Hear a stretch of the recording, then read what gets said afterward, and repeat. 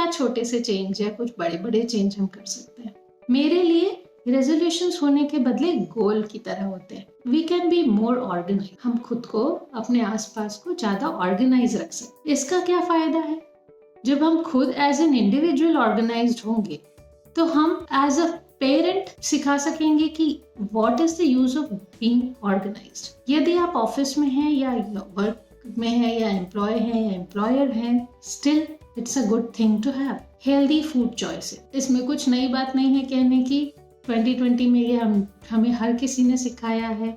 हमें बस इस अच्छे खाने की हैबिट को अपने साथ आगे लेके जाना। Be on time. अपना और सामने वाले का टाइम, उसके टाइम की वैल्यू यदि हम कर सके तो ये भी एक बहुत छोटी मगर अच्छी चीज हम अपने लिए दे सकेंगे। अगला डीक्लटरिंग। डीक्लटरिंग यानी अपने आसपास की उन चीजों को हटा देना जो हमारे काम की नहीं। हमारे पास वो चीजें होती हैं कई बार जिनका हमें कोई काम नहीं है या जिनका हमारे पास से पर्पस खत्म हो गया, पर वो रखी है, वो एक स्पेस कवर कर। तो यदि हम अपने घर उन चीजों से खाली कर सके तो हमारा एनवायरनमेंट बेटर होगा, मेंटली हमें बहुत पीस होगा। कुछ सालों से ये डीक्लटरिंग का काम मैं बिल्कुल रिलीजियसली करती हूँ, चाहे वो ऑफिस हो, मेरा घर हो, मेरा मेंटल स्टेट हो। मेंटल स्टेट की डीक्लटरिंग इसलिए जरूरी है क्योंकि कई बार हम बहुत सारी ऐसी चीजें सोचते हैं और अपने अंदर भर लेते हैं जिनकी अंदर जरूरत नहीं, वो हमारे दिमाग में बस स्पेस कवर। इसके अलावा एक और इम्पोर्टेंट डीक्लटरिंग जो आज की डेट में बहुत इम्पोर्टेंट है वो है डिजिटल स्पेस की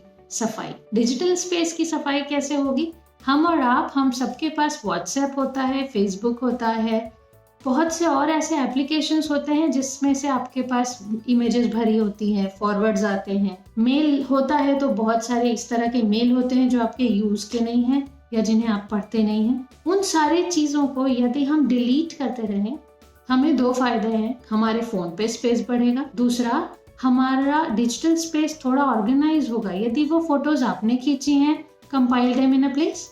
यदि वो किसी और की भेजे हुए फॉरवर्ड्स हैं, then delete it if it is not very important for you. अगली चीज जो हम कर सकते हैं, एप्लीकेशंस होते हैं जो कि आपके एप्लीकेशन यूजेज टाइम को लिमिट कर सकते हैं। मैंने क्या कर रखा था, मैंने अपनी एप्लीकेशंस जिनको मैं जरूरत से ज्यादा यूज करती हूँ या कभी बीच में एक फेज आया जब मैंने नेटफ्लिक्स बहुत देखा होगा, या एक टाइम आता है जब आप व्हाट्सएप यूज करते हो तो आप बहुत देर तक बस वहीं देखते हो, या फेसबुक है तो बस स्क्रॉल डाउन कर रहे हैं, आपको समझ नहीं आ रहा, पर जो काम आप 5 मिनट में करके निकल सकते थे उसमें आप आधे घंटे आपने फंसा दिए। तो the day when I realize वो मेरे बहुत सारा इंपॉर्टेंट टाइम ले जाता था जो कि अदरवाइज मेरी फैमिली के साथ हो सकता। तो मैंने अपने लिए कुछ एप्लीकेशन सेट किए जिसमें लिमिट थी। मैंने लिमिट डाली, मान लीजिए आधे घंटे की डाली, तो now in my mind I am very conscious कि आधे घंटे है मेरे पास, उसमें मैं या तो कुछ इंपॉर्टेंट देख लूं या इंपॉर्टेंट पढ़ लूं या बंद करके उस टाइम को बाकी 12 बजे रात तक के लिए save. So this is how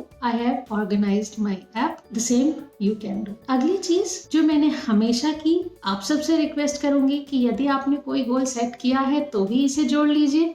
आपका कोई गोल सेट नहीं है तो इसे एक गोल बना लीजिए। Make it a point. आपका मूड कितना भी खराब, बहुत सारे जीवन में समस्याएं हो सकती, पर खुद को ये बता के अपने दिन की शुरुआत करिए कि आज का दिन सबसे अच्छा है। And somehow it gives a lot of energy to cope up for the things that we are going to face for the whole day. अगली चीज, reducing carbon footprints। ये मैंने पिछले 2-3 सालों से किया है and I'm hoping to do this again this year।